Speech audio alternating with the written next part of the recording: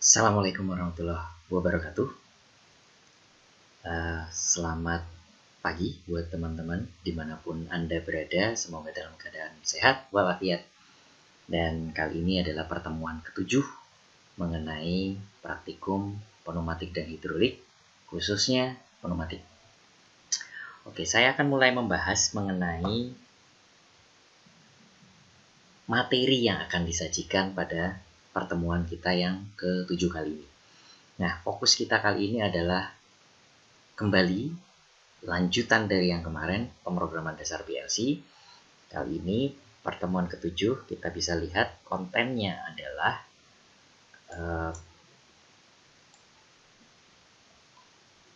kita akan membahas tentang latch, timer, dan counter. Selanjutnya tentu saja sebagai latihan saya akan berikan tugas. Oke, kita masuk kepada PLC itu sendiri.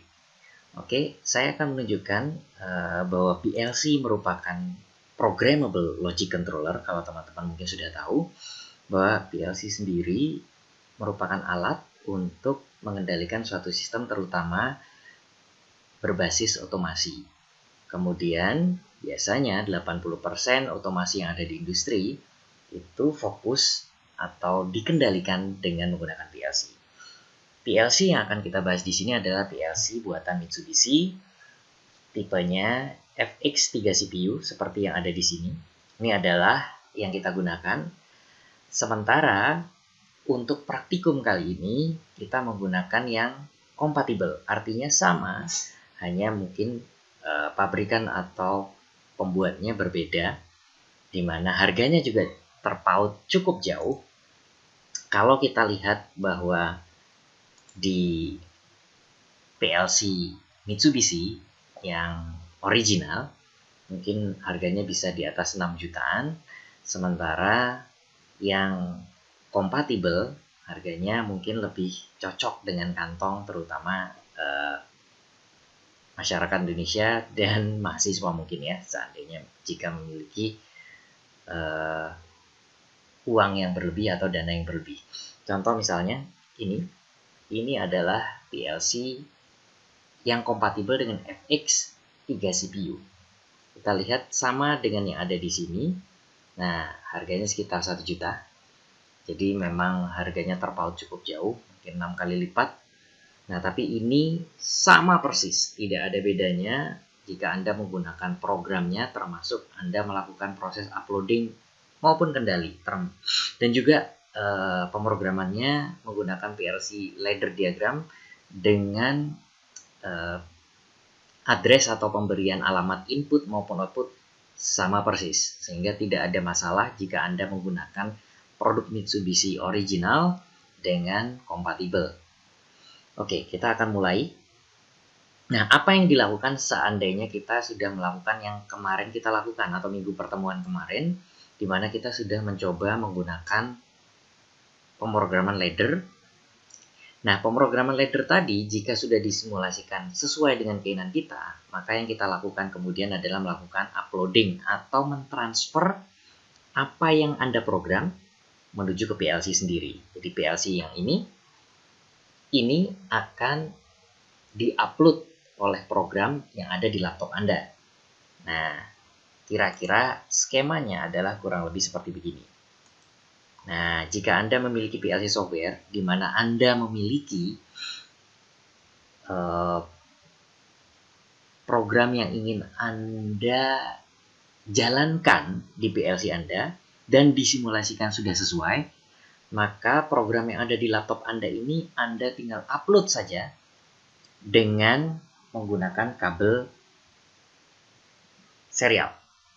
Nah, kabel serial ini kemudian akan mentransfer program yang sudah Anda buat dan akan disimpan di dalam memori yang ada di dalam PLC modul.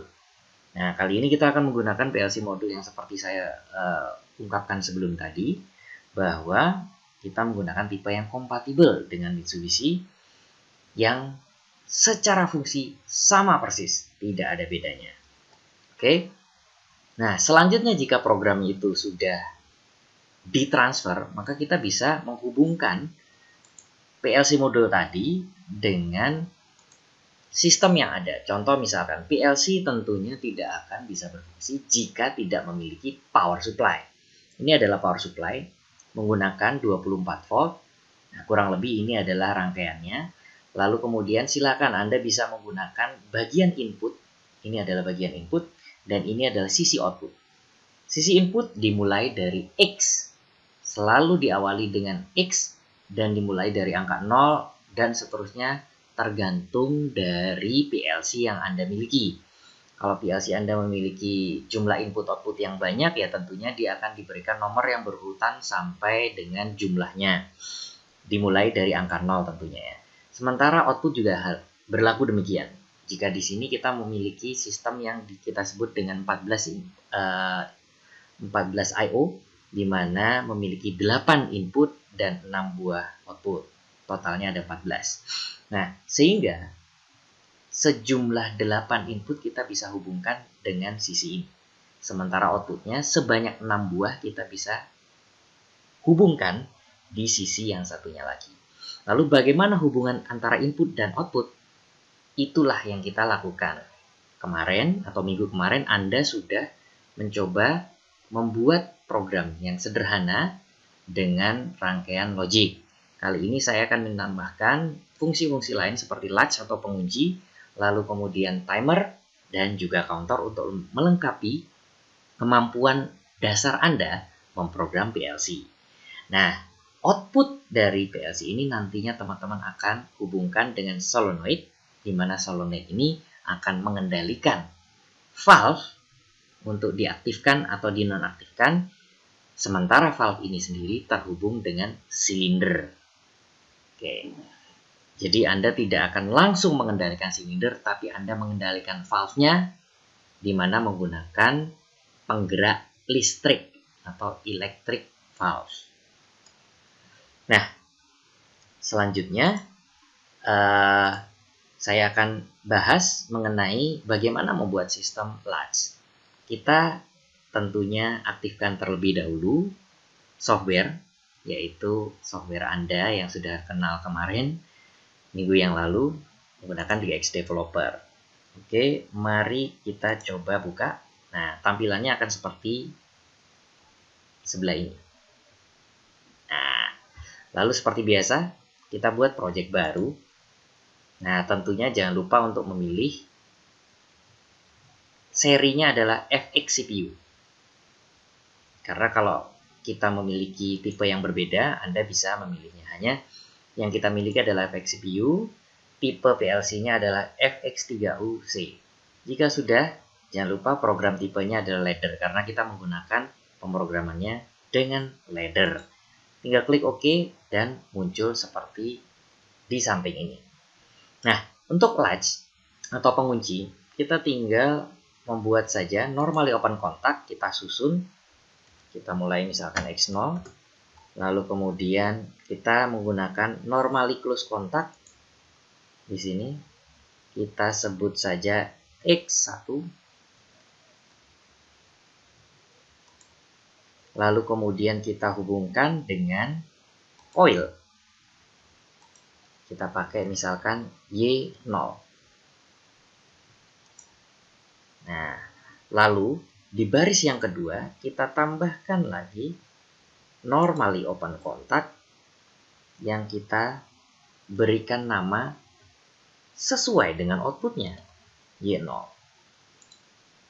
Nah, lalu kemudian kita tambahkan garis vertikal. Nah, kurang lebih seperti ini. Nah, setelah ini jadi, tentunya jangan lupa kita convert.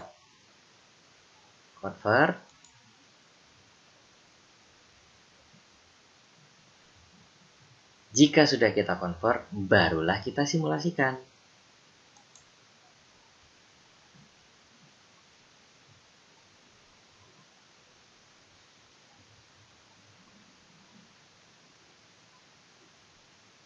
Nah, kita tunggu sampai indikatornya berubah.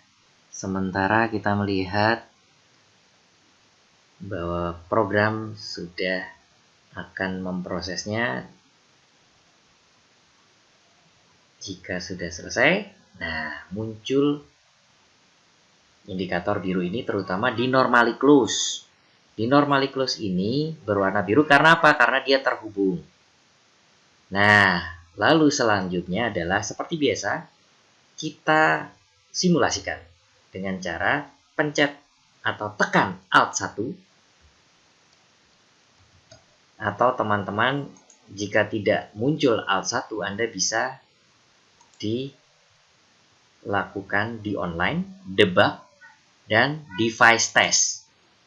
Lalu kemudian kita simulasikan.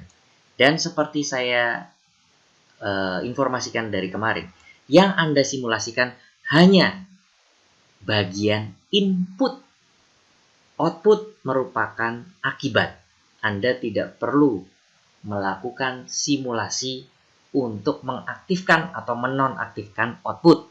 Yang Anda hanya lakukan adalah mengaktifkan input dan menonaktifkan input saja. Oke, lalu kita lihat yang kita bisa mainkan adalah hanya X0 dan X1 saja. Maka kita coba X0.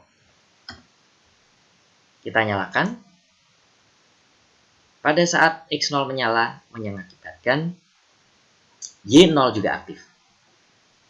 Tapi jika kita matikan, kita lihat X0 sedang tidak aktif. Kalau Anda melihat di sini, Y0 tetap aktif. Kenapa? Karena inilah fungsinya pengunci atau latch.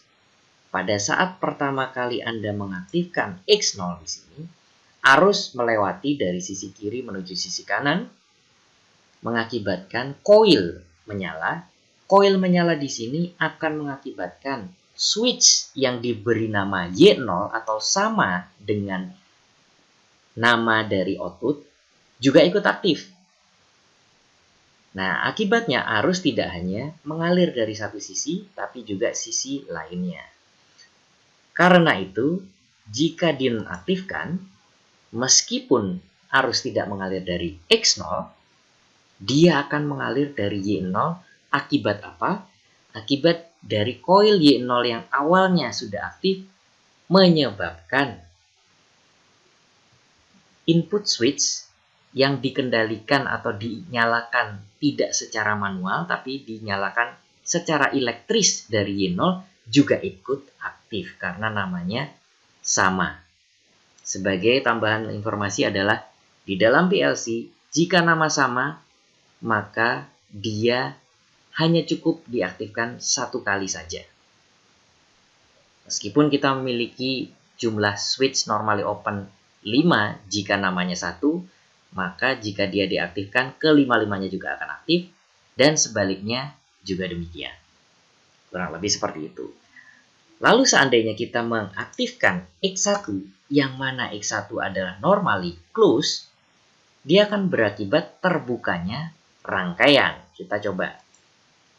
Maka secara tidak langsung juga mengakibatkan output. Maaf, saya ulangi bahwa secara langsung juga otomatis menonaktifkan outputnya. Nah, kita nyalakan kembali X01. X01 dinyalakan kembali, kenapa? Karena dia sifatnya adalah normally close. Artinya pada saat kita tidak aktifkan, dia justru menghubungkan dua titik. Oke, kurang lebih seperti itu. Ini adalah sistem latch. Seperti apa aplikasinya? Banyak sekali aplikasi sistem latch, terutama untuk sistem security.